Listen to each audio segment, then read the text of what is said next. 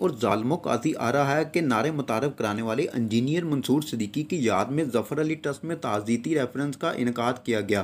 Reference में अदबी, सियासी और सहाफ़ती शख्सियात ने बड़ी तादाद में शिरकत की। इस मौके पर मुकर्रीन का गुफ्तगू में कहना था को जो मैंने देखा जद्दोजहद में ही देखा का सेहरा जो है मंसूर सिद्दीकी साहब से बहुत ज़्यादा कुर्बत नहीं रही,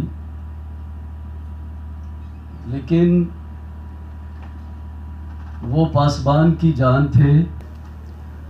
रऊफ तार साहब ने अपना हक इस्तेमाल कर मुख्तलिफ आदमी था बाकी आदमियों के मुकाबले। सिर्फ मेरे छोटे भाई अमजद मुख्तार साहब के साथ उनका एक फैमिली मेम्बर, लेकिन मंसूर सिद्दीकी बहुत सारे लोगों का मोहसिन था।